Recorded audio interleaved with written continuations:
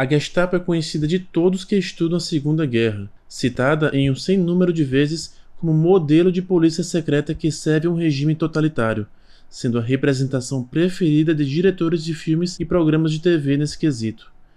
Mas poucas pessoas sabem o que de fato a Gestapo fez, e menos ainda o nome do homem que a dirigiu, Heinrich Müller, que entrou para a história também pela alcunha de Gestapo Müller. Um dos homens mais poderosos da Alemanha durante o regime nazista e subordinado direto ao Reichsführer SS Heinrich Himmler, Müller simplesmente desapareceu no caos instalado em Berlim no começo de maio de 1945 e nunca mais foi visto novamente. Rumores afirmavam que Müller havia escapado para a América do Sul, talvez na companhia do igualmente sumido Martin Bormann, chefe e tesoureiro do partido nazista, além de secretário pessoal de Adolf Hitler. Müller havia morado no Paraguai ou Argentina, sempre apoiado pela onipresente Odessa. Outros rumores diziam que Müller caíra em mãos soviéticas e foi utilizado por conta de suas fontes e contatos nos serviços de inteligência até que não fosse mais útil. O que aconteceu com o chefe da mais infame polícia secreta do mundo naquele momento? Para tentar responder a essa pergunta, primeiramente vamos explicar o que, de fato, a Gestapo era.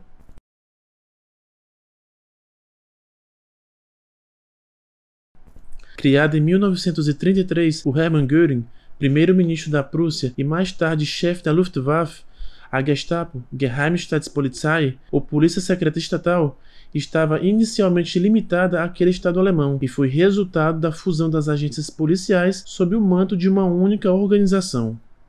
Em abril de 1934, Heinrich Himmler, chefe das SS, passou a supervisionar a Gestapo, fazendo desta uma organização de âmbito nacional subordinada diretamente à ZIPO, Sicherheitspolizei, a Polícia de Segurança Estatal, órgão que englobava também a Polícia Criminal.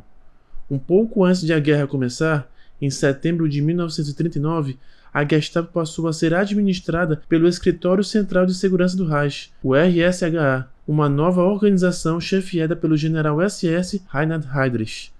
A Gestapo era oficialmente o Departamento 4 do Escritório Central.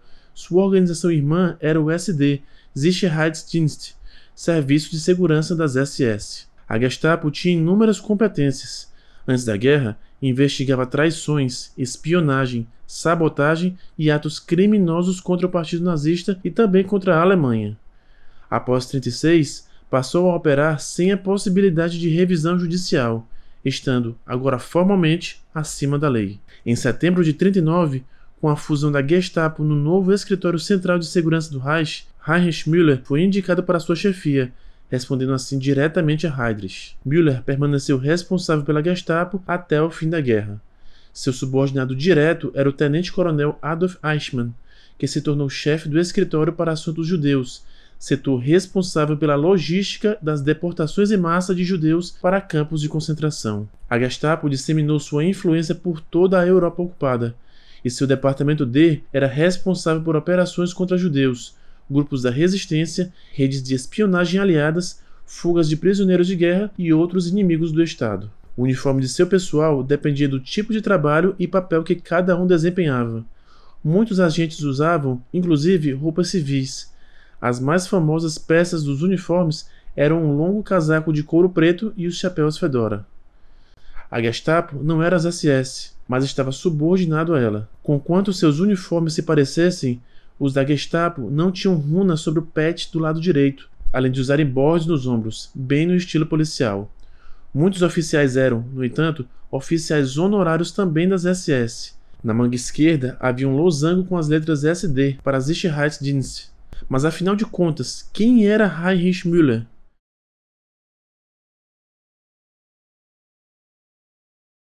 Müller era um homem pequeno, possuidor de certa elegância e dotado de penetrantes olhos acinzentados.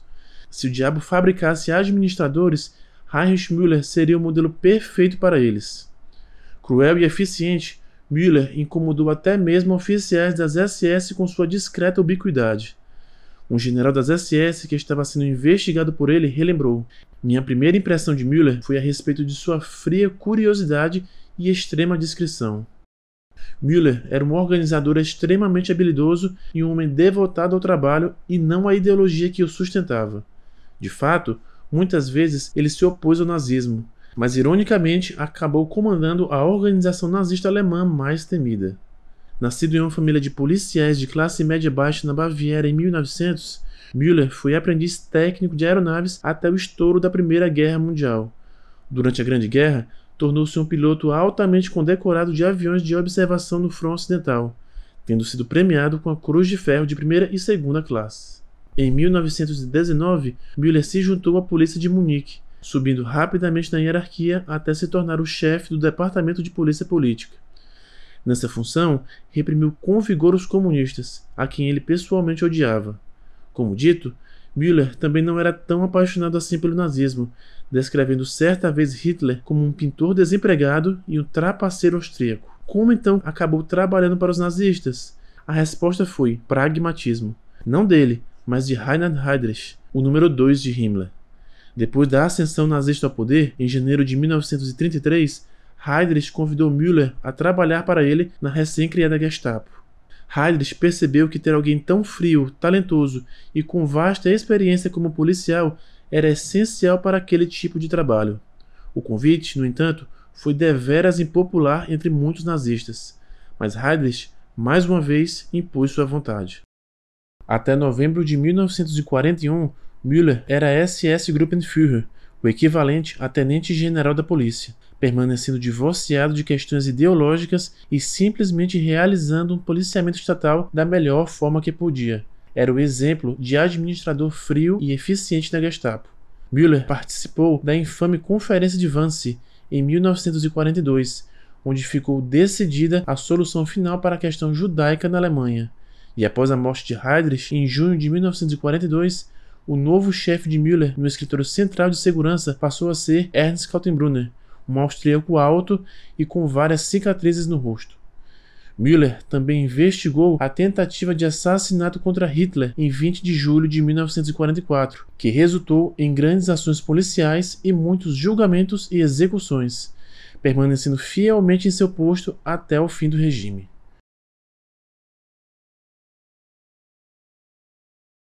O QG da Gestapo estava localizado na Rua Príncipe Albrecht, número 8, no centro de Berlim, dentro do edifício sede do escritório central. Esse edifício foi bastante danificado em um ataque aéreo aliado em janeiro de 1945, que também destruiu boa parte de seu arquivo. Müller e a liderança sênior da Gestapo passaram então a trabalhar em outras instalações até o ataque direto soviético a Berlim forçá-los a usarem bunkers no centro da capital do Reich. Müller estava presente no bunker de Hitler durante os últimos dias da guerra, enquanto seu chefe, Kaltenbrunner, já havia fugido para a região do Tirol austríaco e se escondido naquela região montanhosa. Müller evidentemente percebeu que o fim da guerra estava próximo quando disse a outra pessoa no bunker e que sobreviveu à guerra o seguinte: "Nós conhecemos exatamente os métodos russos. Não tenho a menor intenção de me tornar um prisioneiro deles." Entretanto, Müller permaneceu no bunker do Führer até o fim. Quando o oficial de ligação de Himmler no escritório de Hitler, o SS-Gruppenführer Hermann Fegelein, tentou fugir após Hitler saber que Himmler estava secretamente negociando a rendição alemã aos aliados ocidentais sem sua autorização, foi ordenado que Müller interrogasse Fegelein quando este foi recapturado bêbado em 27 de abril de 1945. Fegelein foi executado no dia seguinte. A decisão de Kaltenbrunner de desaparecer fez com que Müller assumisse temporariamente o comando também do Escritório Central de Segurança do Reich. Essa assunção de poder foi um dos fatores que o levaram a permanecer em Berlim no final da guerra. Uma das secretárias de Hitler, Trudel Junge, e o telefonista do bunker, o SS-Oberscharführer Rocco Schmidt, disseram após a guerra que avistaram Müller no bunker do Führer ou nas proximidades da chancelaria em 30 de abril, dia em que Hitler cometeu suicídio. Müller ainda vestia seu uniforme completo de general das SS quando foi visto no bunker de Hitler na noite de 1º de maio de 1945, ocasião em que seus ocupantes se preparavam para fugir a pé e alcançar as linhas americanas a oeste da cercada Berlim. Aparentemente, Müller não se juntou a nenhum dos grupos que fugiram do bunker naquela noite. Ele simplesmente desapareceu sem deixar vestígios. Obviamente, Müller, além de chefe da Gestapo, era um criminoso procurado no final da guerra, o que o tornava um ativo valioso para qualquer serviço de inteligência aliada que o pudesse encontrar vivo. Nos 2 primeiros anos após a guerra, Uma equipe anglo-americana de espionagem chamada Counterintelligence War Room se dedicou exaustivamente à coleta de informações sobre o paradeiro de Müller. Todos os oficiais do Escritório Central de Segurança do Reich foram capturados, todos com exceção de Müller. Britânicos e americanos concluíram que ele não havia fugido para a região alpina, como Kaltenbrunner e muitos outros oficiais das SS, e havia permanecido na capital até o fim. Um dos problemas encontrados foi com o nome. Heinrich Müller é um nome alemão muitíssimo comum. De fato, havia até um outro oficial general das SS com exatamente o mesmo nome. Uma história que veio à tona foi que Müller havia mudado seu sobrenome para Schwarz, ou Schwarzer, e escapado para o sul com outro oficial da Gestapo chamado Christian Schultz, que também nunca foi encontrado. Curiosamente, Müller foi visto pela última vez no piso superior do bunker falando com Schultz em 1º de maio de 45. Em 1947, a amante de Müller, Anna Schmidt, foi interrogada e sua casa vasculhada. Nada, nenhuma pista do paradeiro de Müller foi encontrada. A inteligência americana concluiu que Müller estava morto. Mas algo novo apareceu. O SS Brigadeführer Walter Schellenberg, espião-chefe de Himmler que cooperou com a inteligência aliada nos julgamentos de Nuremberg, reportou em 1950 que um oficial alemão que ele conhecia e havia sido mantido prisioneiro na União Soviética tinha visto Müller na prisão em Moscou em 1948. Esse oficial sem nome afirmou que Müller morreu em cativeiro logo depois. Entretanto, a história de Schellenberg não pôde ser confirmada por ele ter morrido de câncer em 1952. Após o espetacular sequestro de Adolf Eichmann na Argentina pela inteligência israelense em 1960, a busca pelo paradeiro de Müller foi revivida. Muitas pessoas ainda acreditavam que ele estivesse vivo em algum lugar da América do Sul. Autoridades da República Federal da Alemanha investigavam pistas. Eles não comungavam a teoria de que Müller estivesse trabalhando para os soviéticos desde 1945. Também observaram de perto parentes de Müller e sua ex-secretária. Sua ex-amante disse aos investigadores que havia visto Müller pela última vez em 24 de abril de 1945. Ele havia dado a ela um frasco de cianeto como presente de despedida. Curiosamente, foi notado que Müller não havia se juntado a um dos grupos que fugiram do bunker de Hitler na noite de 1º de maio. Uma testemunha disse que Müller havia se recusado, dizendo: "O nazismo caiu e eu também cairei". Como dito, Müller foi visto na companhia do especialista em rádio da Gestapo Christian Schultz, cujo corpo também nunca foi encontrado nem identificado, sugerindo talvez que Müller e Schultz deixaram o bunker juntos naquela noite. Entretanto, investigadores da Alemanha Ocidental tinham 3 potenciais hipóteses que poderiam explicar o destino do chefe da Gestapo. A primeira decorria do testemunho de Fritz Leopold, que em 1945 trabalhava no necrotério de Berlim.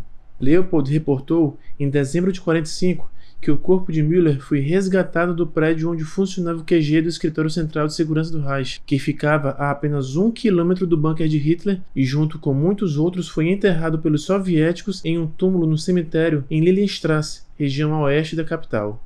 Leopold afirmou que documentos de identificação em nome de Heinrich Müller foram encontrados no corpo. Os alemães não consideravam Leopold confiável, embora o enterro tenha sido registrado pelas autoridades de Berlim e uma lápide colocada no local pelos filhos de Müller. A segunda hipótese é baseada no oficial da Gestapo Heinz Pannwitz. Entregue aos soviéticos pelos americanos após ser capturado na Áustria no final da guerra, Pannwitz voltou de Moscou em 1957. Ele disse à agência de inteligência da Alemanha Ocidental que os soviéticos disseram a ele que Müller estava morto. Seu corpo havia sido achado em maio de 1945 na entrada de uma estação de metrô a alguns metros da chancelaria do Reich. Müller havia dado um tiro na própria cabeça. Investigadores soviéticos encontraram papéis de identificação sobre o cadáver. A última fonte de informações veio de um soldado da guarda interna de nome Walter Ludas. Ele disse que em maio de 1945 estava a cargo de uma unidade funerária com a ordem de dar um fim aos cadáveres que haviam nas proximidades da chancelaria. Ludas disse que um dos corpos se destacou, pois vestia um uniforme de general das SS. Embora não houvessem medalhas ou condecorações, haviam sim documentos de identificação no nome de Heinrich Müller. Posteriormente, aquele corpo foi trasladado para um cemitério no setor soviético de Berlim e enterrado em uma vala coletiva. Em 1955, o Escritório de Informações das Forças Armadas Alemãs requisitou às autoridades da Alemanha Oriental informações concernentes a Müller, e um oficial confirmou que Gestapo Müller havia sido enterrado em Berlim Oriental em uma vala coletiva. Entretanto, uma colaboração era impossível.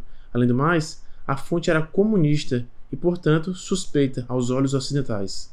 Sendo minuciosos, os alemães ocidentais primeiro checaram o relato de Fritz Leopold, confirmando que havia, de fato, uma sepultura com lápide.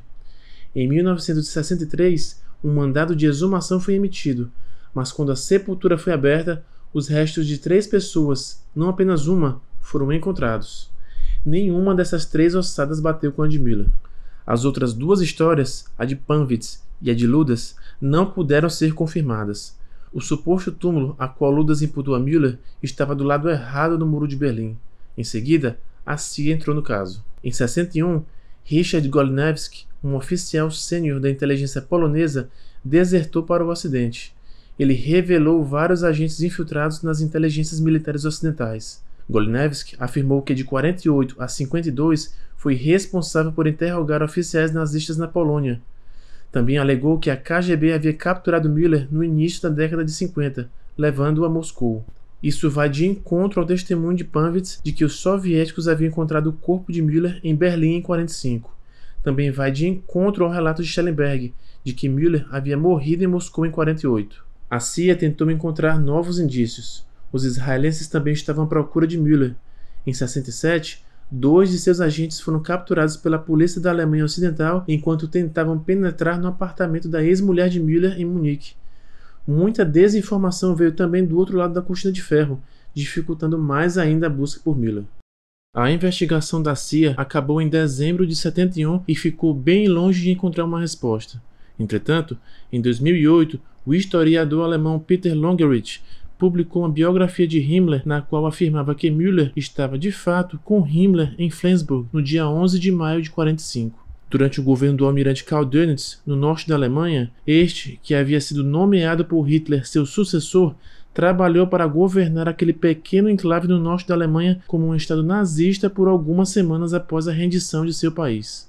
Longerich afirma que Müller acompanhou Himmler durante sua última tentativa de fugir de Flensburg para o sul da Alemanha, passando pelas linhas britânicas, o que resultou na captura de Himmler e seu posterior suicídio em mãos britânicas. Müller, segundo Longerich, deixou o comboio de Himmler na cidade de Mannstadt e posteriormente desapareceu.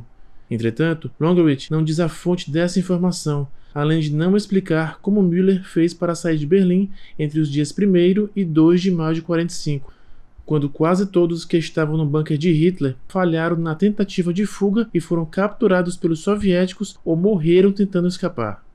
Em 2013, de acordo com alguns jornais, o destino de Müller aparentemente foi desvendado. O professor alemão Johannes Tuchel alegou que o corpo de Müller foi encontrado em maio de 45, sendo identificado por documentos no cadáver encontrado no jardim parcialmente destruído do Ministério da Aeronáutica, um complexo formado por edifícios localizados a poucos metros do antigo QG da Gestapo. O corpo foi então transferido para outro cemitério em agosto do mesmo ano e incinerado em uma vala coletiva, onde está até hoje. As fontes dessa informação são os 2 alemães supracitados que eram membros de equipes funerárias que retiravam corpos das proximidades da chancelaria do Reich em maio de 45. Tuchel descobriu antigos arquivos nos quais embasou sua versão sobre o fim de Müller.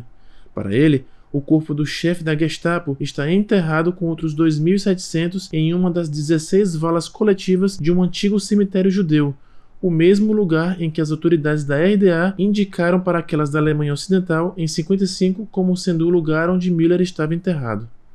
Será que o temido chefe da Gestapo, o homem que administrou o Holocausto, foi enterrado em um cemitério judeu? Talvez nunca tenhamos uma resposta, tendo em vista que exumações são proibidas pelo judaísmo. Podemos apenas, com base nas escassas evidências disponíveis, sugerir 2 possíveis soluções para o mistério sobre o que realmente aconteceu com Heinrich Müller. Existem evidências circunstanciais de que Müller realmente morreu em Berlim entre 1º e 2 de maio de 45. Um corpo com o uniforme de general das SS, que Müller ainda estava usando quando foi visto pela última vez, foi identificado pelo menos 2 vezes, se não 3, se acreditarmos no relato de Walter Schellenberg. Em cada uma delas, o corpo foi identificado por pessoas de baixo escalão que não saberiam quem Müller de fato era. além de terem sido encontrados documentos de identificação. A localização em uma delas era próxima ou no interior das ruínas do antigo QG da Gestapo onde aquele trabalhava.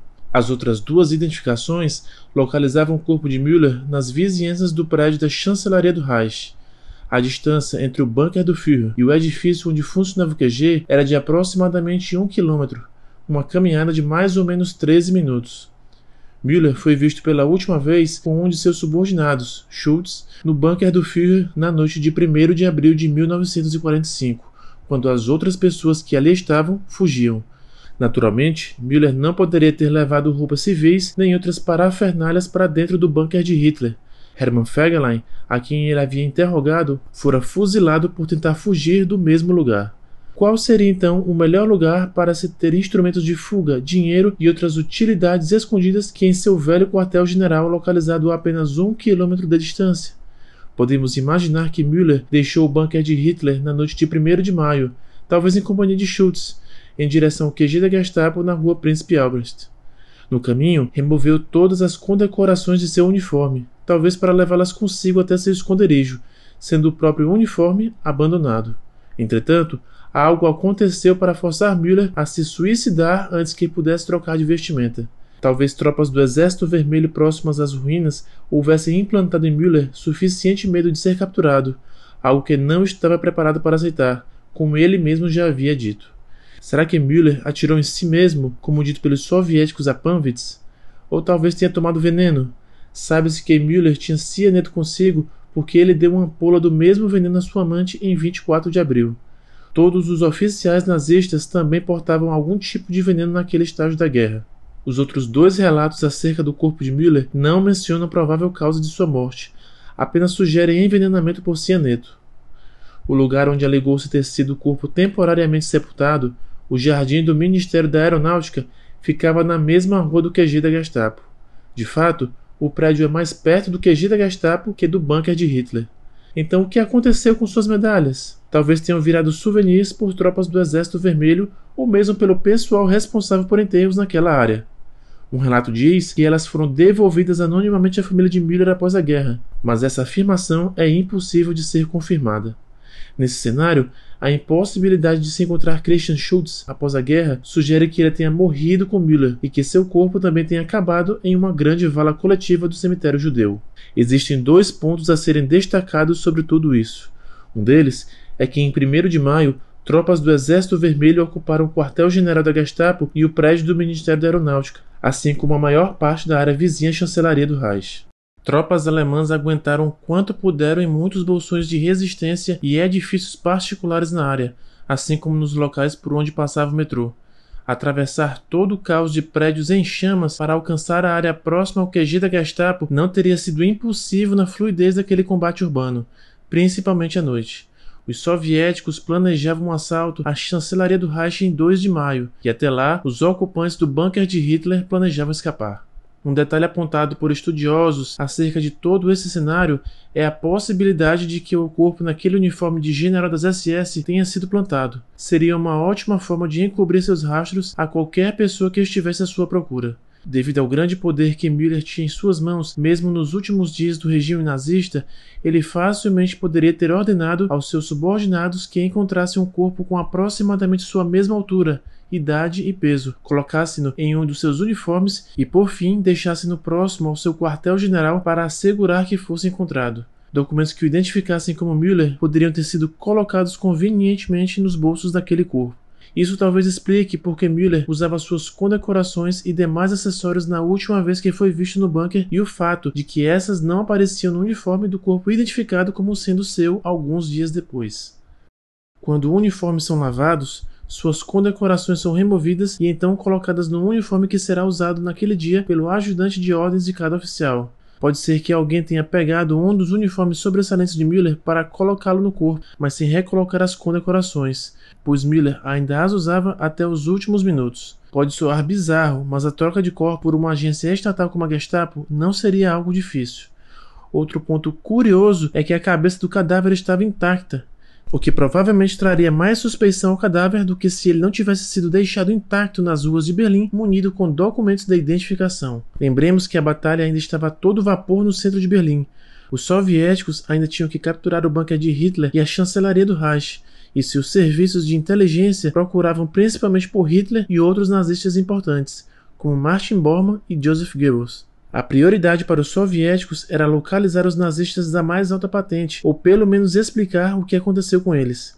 Heinrich Müller estava, claro, 2 graus abaixo da hierarquia reservada a Hitler e Himmler. Outro ponto a se considerar é a possibilidade de sucesso de Müller em sua fuga de Berlim entre 1º e 2 de maio, um feito realizado por poucos que estavam no bunker de Hitler. Somente com muita sorte e audácia, o líder da juventude hitlerista, Arthur Axmann, conseguiu romper as linhas soviéticas e chegar à zona americana. Claro que Müller, como chefe da Gestapo, tinha acesso a um grande número de pessoas e recursos que assegurassem sua fuga, mas o fato de ele andar de um lado para o outro de Berlim até o fim da guerra, enquanto seu chefe e muitos de seus subordinados fugiam a tempo para se esconder em algum lugar, sugere que Müller foi pego de surpresa pelo rápido cerco dos soviéticos a Berlim, além do colapso da resistência alemã. Se Müller realmente conseguiu se safar, nenhum vestígio dele foi encontrado novamente. Investigações realizadas por serviços de inteligência americanos, ingleses, israelenses e alemães nunca encontraram a menor evidência confiável de que ele continuou vivo após aquele 1º de maio. Mas para alguém tão astuto e organizado como Heinrich Müller, nada era impossível. Um estranho no seio do establishment nazista por toda a sua carreira teria tido pouco desejo de socializar com os nazistas mais fiéis na América do Sul. Talvez ele tenha vivido seus últimos dias em algum lugar em completo anonimato, já que é impossível exumar 2.700 corpos no velho cemitério judeu para identificar Müller de uma vez por todas com um exame de DNA. Foram deixadas à história poucas, mas boas suposições acerca desse intrigante mistério.